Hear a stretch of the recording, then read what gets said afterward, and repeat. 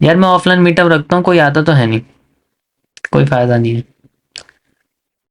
No one wants to सी मी। चलिए शुरू करते हैं। ऑफलाइन मीटअप बाद में करेंगे, अभी ऑनलाइन कॉन्सेप्ट से मीटअप कर लें। चलिए आज का टॉपिक आपका रहेगा, उसके बारे में बात करते हैं हम लोग। It's very important.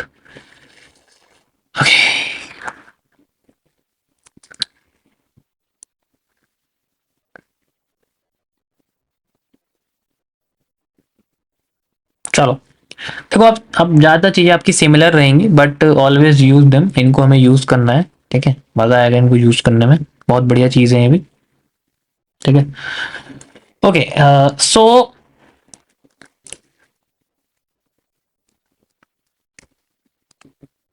SMC lecture 11, 11 है या 12 है, मुझे याद नहीं रहता, बता दिया करो भाई प्लीज।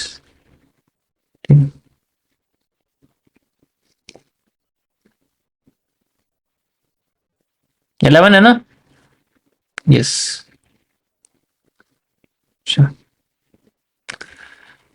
हम लोग आज बात करेंगे द कॉम्प्लेक्स पुलबैक्स की।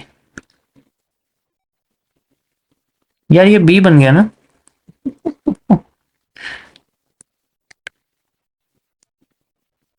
कॉम्प्लेक्स पुलबैक्स।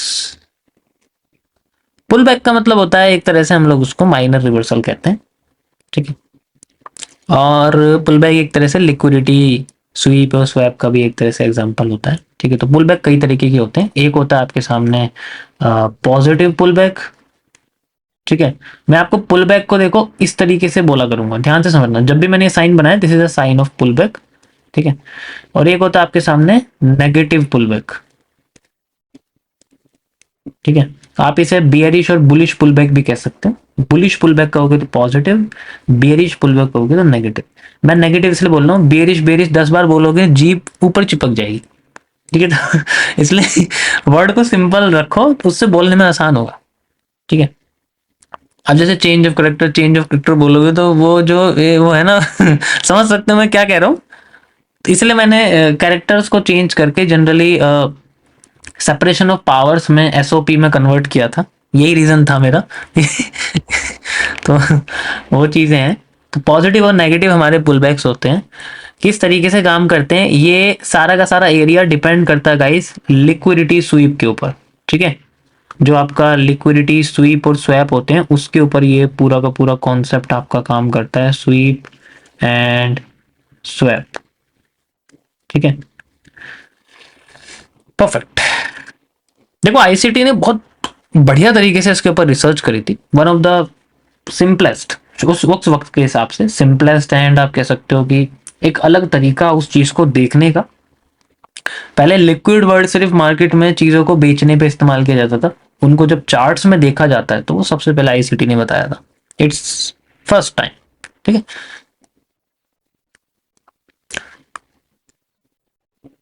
मान लो आपके सामने चार्ट इस तरीके से बन रहा है, मार्केट ऊपर जा रही है। ठीक है, वैसे हमेशा इसी तरीके से बनता है, और यहां से फिर ये नीचे आती है। ठीक है, एंड देन फिर ऊपर जाती है, और फिर ऊपर जाने के बाद ये जो हाई है, ये हाई से ऊपर कैंडल बॉडी क्लोज नहीं होती, विक बना देती है।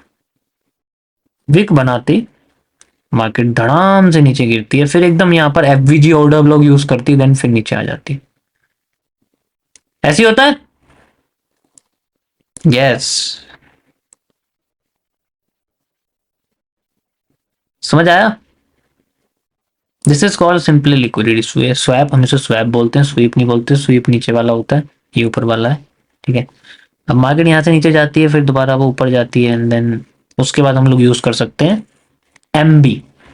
This is not megabyte, this is mitigation block, क्योंकि ऊपर का एरिया मतलब सॉरी ब्रेकर ब्लॉक, या ब्रेकर ब्लॉक भी आप यूज कर सकते हैं। ऊपर का एरिया ब्रेक हो गया तो ब्रेकर ब्लॉक बोलेंगे, वरना कॉन्सेप्ट तो दोनों एक जैसे ही है, कोई इसमें चेंज नहीं है। तो वो सबसे पहला हम लोग इस तरीके से यूज करते हैं। This is a simple thing जो मैंने आपको बताई थी अब तक, याद है? आज हम पढ़ रहे हैं कॉम्प्लेक्स के बारे में कि अगर ऐसा ना हो तो क्या किया जाए। मान लो यहां पर ये स्ट्रक्चर ऐसा ना बन के कैसा बन रहा है, मार्केट इस तरीके से सिंपल जा रही है, हमें बनती हुई दिख रही है, ठीक है। एंड देन वो फिर बाद में ऐसे आती है, यहां पर मान लो स्वीप होता ही नहीं है, बिना स्वीप करे मार्केट नीचे आ जाती है। एंड देन इस जगह पर हमें कॉम्प्लेक्स पैटर्न्स बना के दिखाना शुरू कर देती है, ठीक है। ऊपर नीचे के हिस्से स्वीप होते रहते हैं, मान लो कोई हिस्सा बच गया तो वो नहीं होता, तो इस तरीके से ऊपर नीचे के हिस्से सारे स्वीप होते रहते हैं। अब यहां पर मान लो एक विक बनी हुई है, यहां पर मान लो एक विक बनी हुई है, यहां पर भी एक विक है, यहां पर भी एक विक है, और यहां पर मार्केट में एक विक है। अब जैसे मान के चलो ऊपर की विक टूट गई तो मार्केट नीचे आ जाती है, नीचे की विक टूट गई, ठीक है, तो मार्केट ऊपर चली जाती है, लेकिन कोई डायरेक्शन नहीं है। ऐसे कंडीशन में मार्केट क्या करती है, जो अपने नियरेस्ट ये वाली जो विक होती है इसकी जो ब्रेक होने से रह जाती है, मान लो जो ब्रेक होने से रह जाती है, उस विक को स्वीप करने के लिए भागती है। ध्यान से समझा मैं क्या कर रहा हूं, उस विक को स्वीप करने, यानी ऊपर है तो स्वैप आप कह सकते हो, ठीक है। स्वीप स्वैप में कंफ्यूज हो जाओगे, वरना तो यही समझो कि ब्रेक कर देती है, इसको ब्रेक करने के लिए ऊपर भागती है।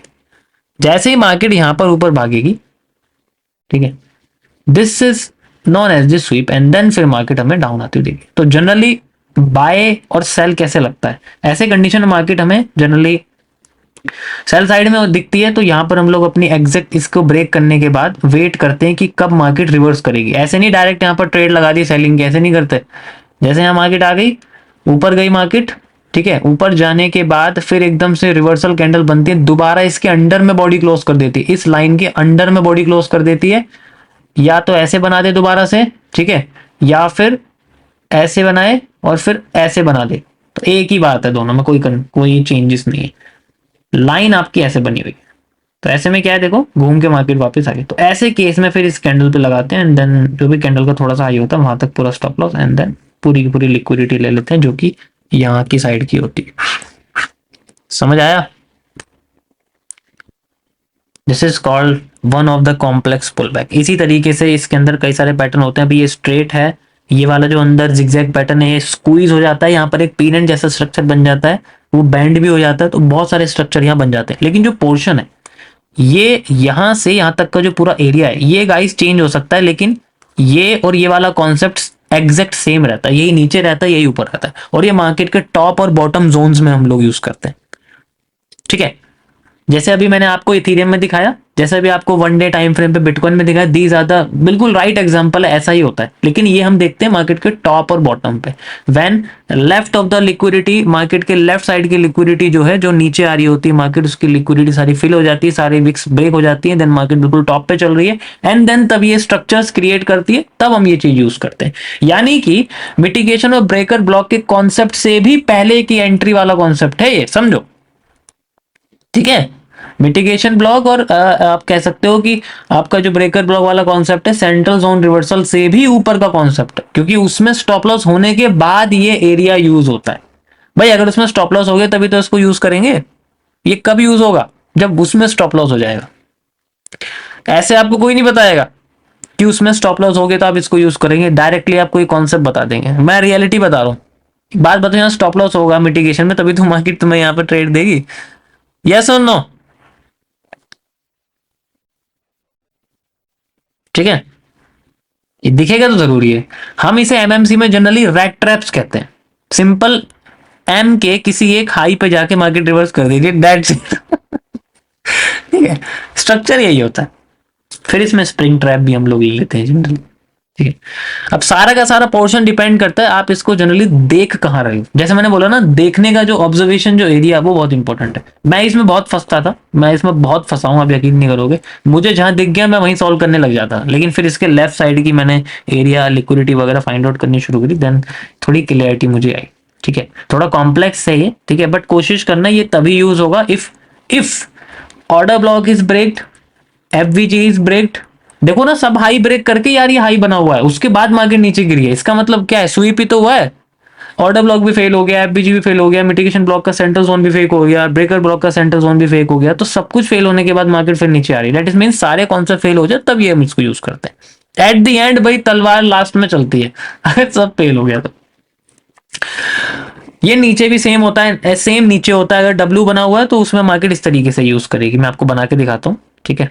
यू कैन सी यहाँ पर मार्केट ऐसे बनी हुई है एंड देन इस तरीके से जा रही है। सेम चीज आपकी यहाँ पर भी होती है, इस तरीके से गई है एंड देन यहाँ ब्रेक करके एंड देन ऊपर चली जाती है, ठीक है। इनमें से एक ना एक, या तो ये लिक्विडिटी टूटेगी या लिक्विडिटी एक ना एक तो टूटेगी इसके अंदर, ठीक है। अब मैं दिखाता हूँ इसको आपको चार्ट पे। चार्ट पे कितना सुंदर दिखता है पैटर्न, ठीक है कुछ ज्यादा ही सुंदर दिखता है। यो,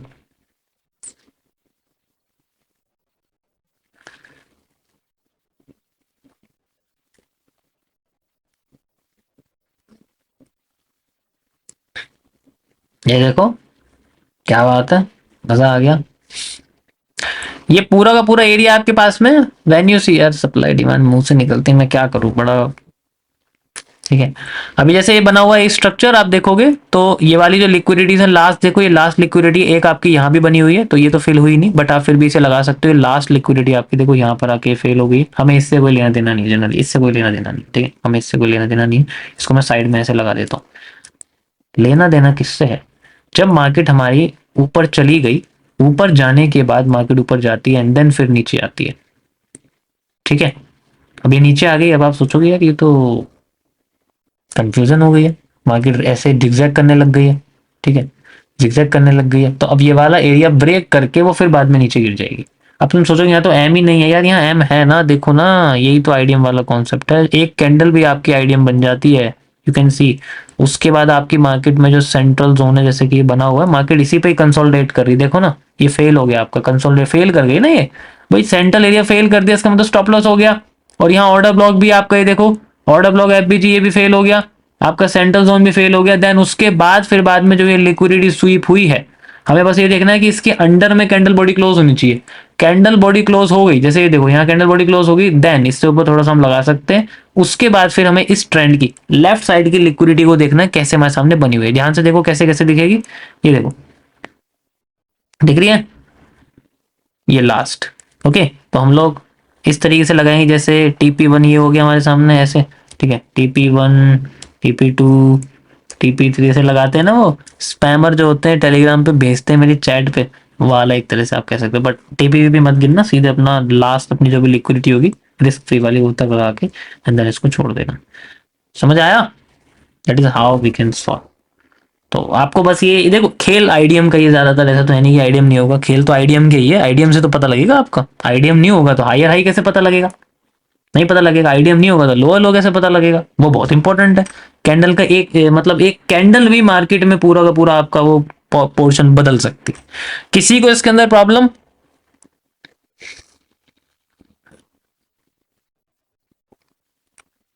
कोई प्रॉब्लम, बहुत सिंपल है, ठीक है। देखो मैं आपको एक चीज बताता हूँ, रियलिटी बताता हूँ। जैसे दो चीजें होती है, एक होता है कि आप पूरे दिन किसी एक कॉन्सेप्ट के आने का वेट करो जो कि आप पर्टिकुलर सीखते हो। एग्जांपल के लिए मैं आपसे कहता हूँ कि आप पूरे दिन बस पूरे दिन आप बस रिवर्सल एरिया के लिए बैठे हो कि मेरा एक रिवर्सल एरिया बन जाएगा, और वो भी रिवर्सल एरिया ऐसा नहीं, किसी पर्टिकुलर सीसीपी के साथ। जैसे आप पीनेंट के लिए, पीनेंट आ ही नहीं रहा, पैरेलल चैनल आ रहा है, तो कैसे यूज करोगे, फंस जाओगे ना। तो इसीलिए हम लोग मल्टीपल कॉन्सेप्ट यूज कर, जैसे मेरा एक समय, मैं दोपहर के 1 बजे से या 11 बजे से, सुबह से 11 बजे से 3 बजे के बीच में मैं बैठूंगा। कुछ भी आ जाए, कुछ ना कुछ तो ऐसा आएगा जो मेरे को पता होगा, मैं उसके बेसिस पे सॉल्व कर दूंगा। मेरे सामने गैपिस में आएगा, मैं गैपिस में यूज कर लूंगा। मेरे सामने नीड वॉल्यूम आएगा, मैं नीड वॉल्यूम यूज कर लूंगा। मेरे सामने कोई भी सीसीपी आएगी, उसका रिवर्सल एरिया यूज करूंगा, because we have learn all of the concept. Same चीज मैं आपको बता रहा हूँ कि जरूरी नहीं है कि आपको हर बार ऑर्डर ब्लॉक और एफबीजी या मिटिगेशन ब्लॉक ही देखने को मिलेंगे। हमें हर चीज के लिए प्रिपेयर रहना पड़ता है। स्टॉप लॉसेस होते हैं, stop loss as a part. अब देखो जैसे मेरा आज के 2 स्टॉप लॉस हुए, दोनों एक ही है, वो एक ही ट्रेड है वो, ठीक है। अब उसमें एक स्टॉप लॉस हुआ है जनरली, उसके बाद भी मैं कंटिन्यू कर सकता तो मेरा प्रॉफिट भी होता, बट मेरी खुद की लिमिटेशंस है, मैं उस समय पे करता हूं, उसके बाद नहीं करने वाला। सेम चीज आप इस चीज को, समझ आया? यो,